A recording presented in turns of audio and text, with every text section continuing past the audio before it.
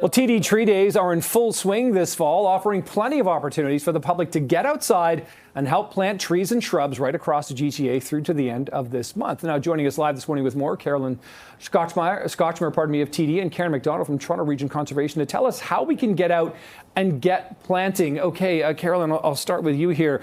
They say money doesn't grow on trees, but a bank is talking about trees here. What does TD and Tree Day, what's the connection here? So TD has long worked with TD Friends of the Environment Foundation to engage our colleagues, our customers, friends, family, communities in planting trees in the communities where we live.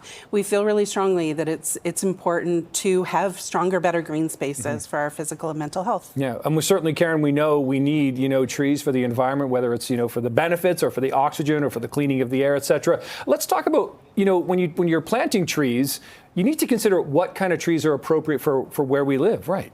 Absolutely. Yeah. Species selection is really important to make sure that they thrive in the area that they're being planted. So we tend to select species that are native, that are diverse, and that will work in a wide range of situations. And so you've brought in some plants which we've set up sort of behind our couch here. Karen, I wonder if you can sort of talk about each of them and which ones may be more, because is it really different depending, Toronto versus Grimsby, or is it more like in the GTA, it's sort of similar soil, similar situations? In the GTA, we're typically planting the same suite of species that can be found around here, but we're really looking at the site conditions. So how sunny it is, how shady it is, how wet it is, and how dry it is.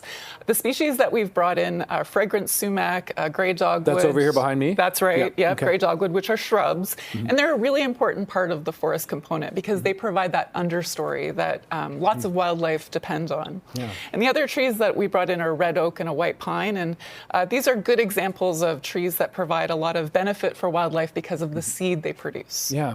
Carolyn, how long has TD been doing this? So this is our 15th year of TD Tree Days, and we plant every year throughout September and October right across the country. So, and it's sort of almost every community has some sort of, not every, but there are a lot. So you can sort of pick and choose. And this weekend, I suppose, we're getting into really almost the last weekend of October. Yeah, we're in the tail end of the program now, but anybody can go to our website, which is just tdtreedays.com, which is a bit of a mouthful, and look for events in their community and sign up online. And there's no, you have to pay to get in. You can just sort of go and help, and you provide the trees, and then they provide the work. Is that the idea? We provide the funding for the trees, and then we work with groups like the TRCA to make sure we have the expertise we need to do what needs to be done in the community that we're working in. And Karen, speaking of experts, some people may think, I get all my planting done in the spring. That's when I do planting. Why are we planting trees in the fall?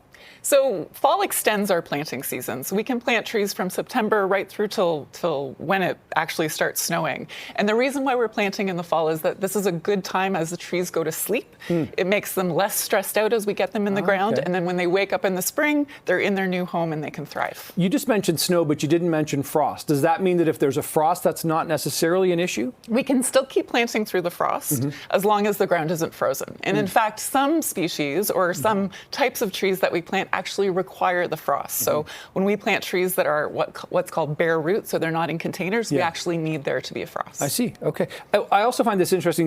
Carolyn just mentioned, Karen, that this has been happening for 15 years now. What have you seen, the development in 15 years, having all these additional trees planted?